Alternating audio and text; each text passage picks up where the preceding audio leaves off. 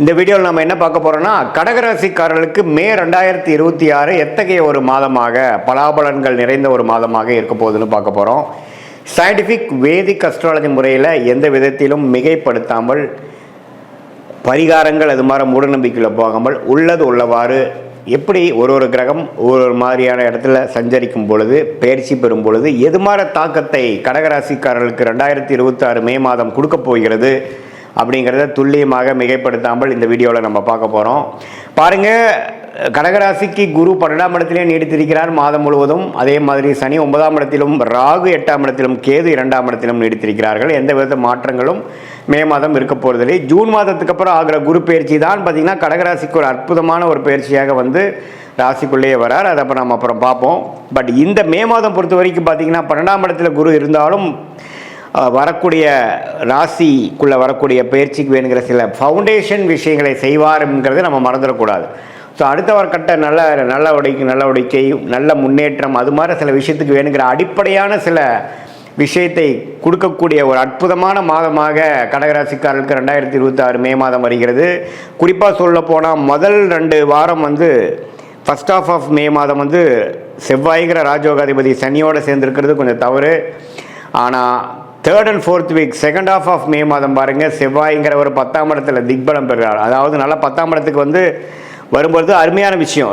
அவரோட வீட்டுக்கு அவரே வரார். ஸோ ராசிக்கு 10ஆம் இடத்துல வருவது வந்து ராஜயோகாதிபதி வருவது தொழிலில் முன்னேற்றம், நல்லாவே வந்து வாழ்க்கையில் என்னென்ன செய்யணும்னு நம்ம ட்ரை பண்ணோமோ அதெல்லாம் கிடைக்கக்கூடிய அமைப்பு இருக்குது. அதே சமயத்தில் சுக்கிரன் 11ஆம் இடத்துல லாபஸ்தானாதிபதி 11லே இருக்கிறார். மாதத்தின் செகண்ட் ஆஃப் பார்த்திங்கன்னா 12ஆம் இடத்துக்குள்ள வந்து குருவோட சேர்றார். ஸோ அதெல்லாம் பார்த்திங்கன்னா சுப விரயங்கள் செய்யக்கூடிய அமைப்பு, பண வரவுகள் நிறையா வரக்கூடிய அமைப்பு, வெளிநாடு பிரயாணங்கள், குடுக்கல் வாங்கல நல்ல விஷயங்கள், இம்போர்ட் எக்ஸ்போர்ட் அப்படிங்கிற மாதிரி பல நற்செய்திகள் வரக்கூடிய ஒரு அற்புதமான செகண்ட் ஆஃப் ஆஃப் மே மாதமாக கடகராசிக்காரர்களுக்கு 2026 உண்டு, மே மாதம் உண்டு. அதே மாதிரி சூரியனும் பார்த்திங்கன்னா 10ஆம் இடத்துல இருக்கிறது அருமை. ஸோ மே மாதம் நம்ம என்ன எதிர்பார்க்கலாங்க சாமி, ஒரே வார்த்தையில் சொல்லுங்கன்னா முன்னேற்றத்தை எதிர்பார்க்கலாம். தொழிலில் மேன்மை, வேலையில் முன்னேற்றம், ப்ரொமோஷன் எதிர்பார்க்குறவங்களுக்கு கிடைக்கும். அதே சமயத்தில் நல்ல ஒரு அபிவிருத்தி, நல்ல சேஞ்சு, ஒரு ஜாப்லேருந்து இன்னொரு ஜாப் மாறுறது, மாணவர்களுக்கு நல்ல ஒரு ஃபோக்கஸு, நல்ல ஒரு ரிசல்ட்ஸு. அதே சமயத்தில் விளையாட்டுத்துறையில் இருக்கிறவங்களுக்கு நல்ல ஒரு அமைப்பு, மருத்துவத்துறையில் இருக்கிறவங்களுக்கு நல்ல பெனிஃபிட்ஸு, ரெகக்னிஷனு, மீடியா துறையில் இருக்கிறவங்களுக்கு நல்ல அமைப்பு, வெளிநாடு தொடர்பு இருக்கிறவங்களுக்கு நல்ல ஒரு கான்ட்ராக்ட், நல்ல ஒரு ப்ராஜெக்ட். அது மாதிரி கடகராசிக்காரர்களுக்கு இதுவரைக்கும் ராகு 8லேருந்து கேது 2லேருந்து ஒரு மாதிரி அப்ஸ் அண்ட் டவுன்ஸ் போயிட்டு இருந்து, குறிப்பாக ஃபஸ்ட் ஹாஃபுமே பார்த்திங்கன்னா ராஜயோகாதிபதி செவ்வாய் 9ஆம் இடத்துலேருந்து அப்பா விஷயங்கள், பூர்வீக விஷயத்தில் சில பாதிப்புகளை கொடுத்துட்டு இருந்தது. மே செகண்ட் வீக்கிலிருந்து பார்த்திங்கன்னா நல்ல மாற்றங்களை கொடுத்து அடுத்த வரக்கூடிய குரு பயிற்சிக்கு ஒரு அற்புதமான ஃபவுண்டேஷன் பிளாட்ஃபார்மை கொடுக்கக்கூடிய ஒரு மாதமாக மே 2026 வருகிறதுங்கிறது நம்ம தெரிஞ்சுக்கணும். இது வந்து எல்லா டைம்லேயும் பார்த்திங்கன்னா குரு 12லேருந்து விரயங்களை கொடுக்குற மாதிரி இருந்தாலும் அது நல்ல விரயமாக, சுப விரயமாக அல்லது அசுப விரயமானு பார்க்கும் பொழுது இது மாதிரி கிரக அமைப்பு வரும் பொழுது நல்ல ஒரு விஷயத்துக்காக டக்குன்னு ஒரு இன்வெஸ்ட்மெண்ட் பண்ணி அது மூலமாக பெனிஃபிட்ஸ் பெறக்கூடிய ஒரு அற்புதமான ஒரு காலகட்டமாக கடகராசிக்காரர்களுக்கு வருது. அதனால் கொஞ்சம் இதெல்லாம் கொஞ்சம் பார்த்து யூஸ் பண்ணிக்கணும். குறிப்பாக வந்து செகண்ட் ஆஃப் ஆஃப் மே மாதம் நீங்கள் நல்ல அமைப்பு பண்ணிக்கணும். இது பொதுவான பலனை தவிர உங்களுடைய ஜென்ம ஜாதகத்தில் நீங்கள் வந்து பிறந்த தேதி, பிறந்த நேரம், பிறந்த உரை கொடுத்து திருக்கணித பஞ்சாங்கத்தில் நம்ம ஜாதகத்தை போட்டு உங்களுக்கு என்ன நட்சத்திரத்தில் நீங்கள் பிறந்தீங்க, ஆயில்ய நட்சத்திரமா, பூச நட்சத்திரமா, புனர்பூச நட்சத்திரமா, அதே சமயத்தில் அந்த லக்னம் எந்த லக்னத்தில் பிறந்தீங்க, லக்னாதிபதி எப்படி இருக்குது, அந்த லக்னத்துக்கு எந்த மாதிரி யோகமான தசைகள் போய்கொண்டிருக்கிறது அப்படிங்கிறதெல்லாம் நம்ம பார்க்கும் பொழுது அது யோகமான திசையா, சுமாரான திசையா, இந்த கோச்சார் அமைப்பாகிய சனிப்பயிற்சி, குரு பயிற்சி இதெல்லாம் நம்ம இப்போ போயிட்டுருக்கு இல்லைங்களா, அதெல்லாம் சேர்த்து வைத்து பார்க்கும் பொழுது கடகராசிக்கு எத்தகைய ஒரு அமைப்பு வந்து அடுத்து வரக்கூடிய ஷார்ட் டேர்ம் எப்படி இருக்குது, அடுத்து வரக்கூடிய 6 மாதம், 8 மாதம், 10 மாதம் எப்படி இருக்குது, எது மாதிரி திசையில் நம்மளுடைய வாழ்க்கை திரும்புகிறது, எது மாதிரி சாய்ஸ் நம்ம எடுக்கலாம், வேலை வாய்ப்பா, தொழிலா.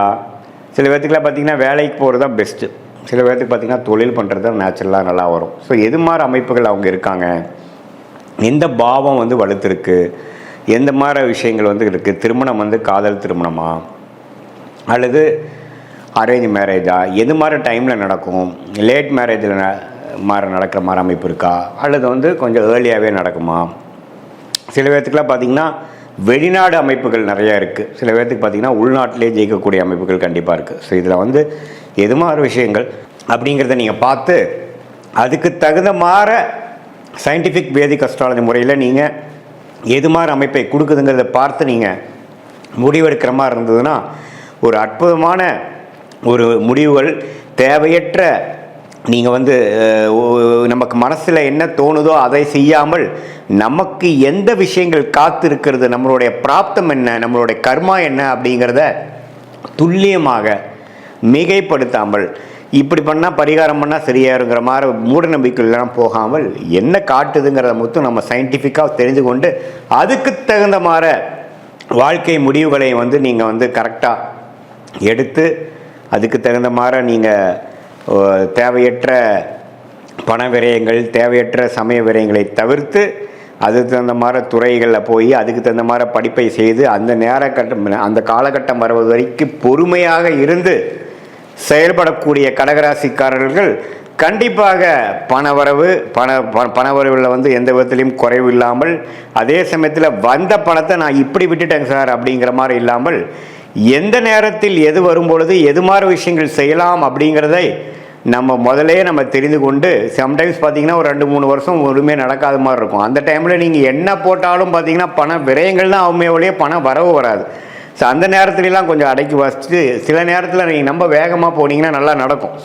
எந்த நேரங்கள் வந்து நமக்கு அருமையான நேரங்களை தெரிந்து கொண்டு அதுக்கு தகுந்த மாதிரி நம்மளுடைய லைஃப் சிச்சுவேஷனை அமைத்து கொண்டு நம்ம முயற்சிகளை வந்து பிளான் பண்ணோம்னா தேவையற்ற சமய விரயங்கள், தேவையற்ற பண விரயங்களை தவிர்த்து நம்மளுடைய வாழ்க்கையோட குறிக்கோள் என்ன, எது மாதிரி விஷயத்தை நம்ம நோக்கிறோம், எந்த மாதிரி ரிலேஷன்ஷிப் நமக்கு வேணும், எந்த மாதிரி ப்ரொஃபஷன் நமக்கு வேணும், எது மாதிரி ஃபினான்ஷியல் கோல் நமக்கு இருக்குங்கிறதெல்லாம் தெரிந்து அதே சமயத்தில் நம்மளுடைய 12 பாவமும் நம்ம ஜாதகத்தில் குடும்பமாக இருந்தாலும் சரி, தனமாக இருந்தாலும் சரி, சொத்து விஷயமா இருந்தாலும் சரி, கடன், நோய், எதிரி, வம்பு வழக்காக இருந்தாலும் நம்ம ஜாதகத்தில் எப்படி காட்டுது, எந்த நேரத்தில் எது விஷயத்தில் நம்ம ஜாக்கிரதையாக இருக்கணும் அப்படிங்கிற விஷயத்தெல்லாம் நம்ம கவனமாக பார்த்து அதுக்கு தகுந்த மாதிரி நம்மளுடைய முன் எச்சரிக்கையோட முன் யோசனையோட நம்மளுடைய வாழ்க்கை முயற்சிகளையும் வாழ்க்கை செயல்பாடுகளையும் நம்ம செய்யும் பொழுது என்னென்னா, எப்படி ஒரு கூகுள் மேப் வந்து ஒரு மனிதனுக்கு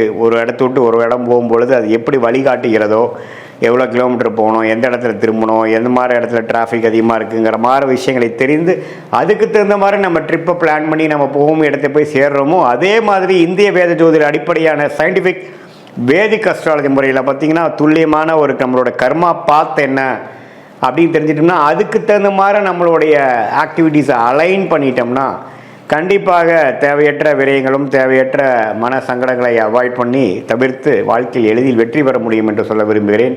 மீண்டும் மற்றொரு காணொளியில் சந்திப்போம். நன்றி, வணக்கம்.